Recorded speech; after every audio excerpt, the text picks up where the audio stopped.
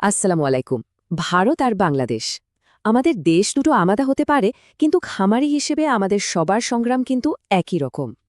আচ্ছা, আপনার সাথে কি এমন হয় যে আপনি খুব দামি খাবার দিচ্ছেন, অনেক টাকা খরচ করছেন, কিন্তু পশুগুলো দিন দিন কেমন যেন রোগা হয়ে যাচ্ছে? আজকে আমরা খামারের ঠিক ওই অদৃশ্য শত্রুটাকেই খুঁজে বের করব, যেটা নীরবে আপনার সব লাভ শেষ করে দিচ্ছে। আর তার জন্য একটা আধুনিক, একেবারে সায়েন্টিফিক সমাধান নিয়ে কথা বলব। মূল আলোচনায় যাওয়ার আগেই একটা খুব জরুরি কথা বলে নিই। আমি এস.কে. মাইমুন আজহার কোনো পশু চিকিৎসক নই। আমি আপনাদের মতোই একজন খামারি। আজকে যা কিছু বলবো সব আমার নিজের অভিজ্ঞতা আর বৈজ্ঞানিকভাবে পরীক্ষিত তথ্যের ওপর ভিত্তি করে। তবে মনে রাখবেন, যে কোনো ঔষধ বা ইনজেকশন দেওয়ার আগে আপনার এলাকার রেজিস্টার্ড ডাক্তারের সাথে পরামর্শ করাটা কিন্তু সবচেয়ে জরুরি। এই ছবিটা খুব পরিচিত লাগছে, তাই না?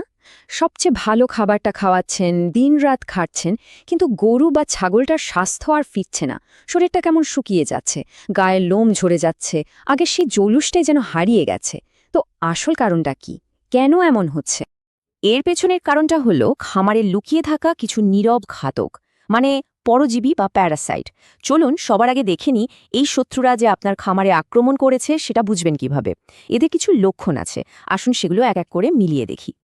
আচ্ছা, একটু খেয়াল করে দেখুন তো এই লক্ষণগুলো আপনার পশুর মধ্যে আছে কিনা।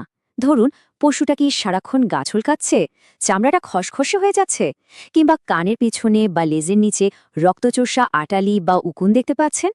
আর সবচেয়ে কনফিউজিং যে লক্ষণটা, পশুটা কিন্তু ঠিকঠাক খাচ্ছে, কিন্তু তারপরেও ওজন বাড়ছে না, বরং শুকিয়ে যাচ্ছে আর মাঝে মাঝে খুক খুক করে কাশছে।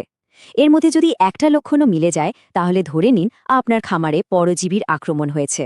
তো এখন মনে প্রশ্ন আসতেই পারে যে এই এতগুলো সমস্যার জন্য কি তাহলে আলাদা আলাদা ওষুধ ব্যবহার করতে হবে?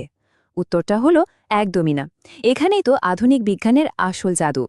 আমাদের জন্য একটা দারুণ স্মার্ট সমাধান কিন্তু রয়েছে। আর এই স্মার্ট সমাধানটার নাম হল ডোরামেকটিন 1%। দেখুন, এটা কিন্তু সাধারণ কোনো কৃমির ওষুধ না। এটা একটা আধুনিক ফর্মুলেশন, যেটা একই সাথে অনেকগুলো সমস্যা সারিয়ে তোলে।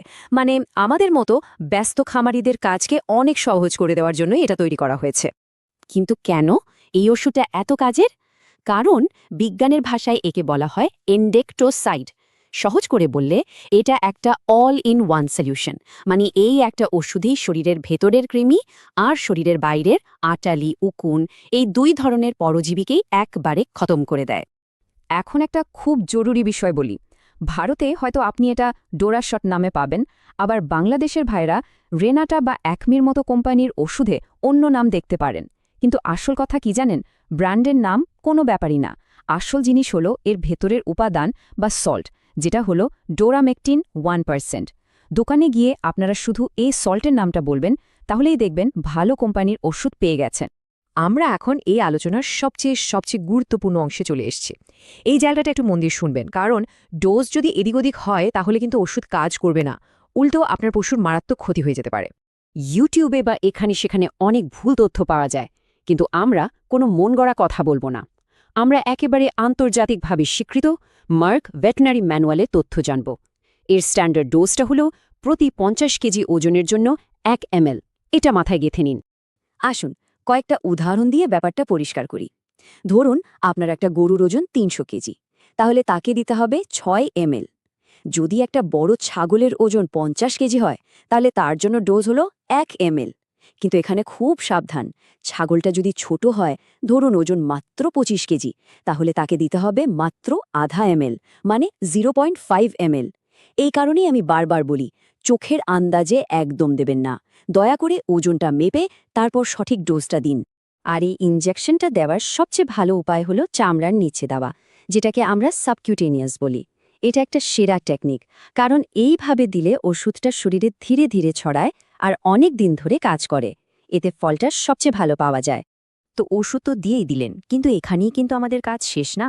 এরপর আমাদের আরও কিছু জরুরি দায়িত্ব আছে, যা পশুর নিরাপত্তা আর আমাদের নৈতিকতার সাথে সরাসরি জড়িত।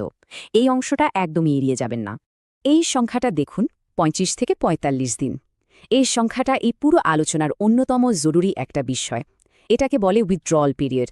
সোজা কথায়, ইনজেকশন দেওয়ার পর কতদিন পর্যন্ত ওই পশুর দুধ বা মাংস মানুষের খাওয়ার জন্য নিরাপদ নয়, এটা হলো সেই সময়। ব্যাপারটা খুব পরিষ্কারভাবে মনে রাখতে হবে।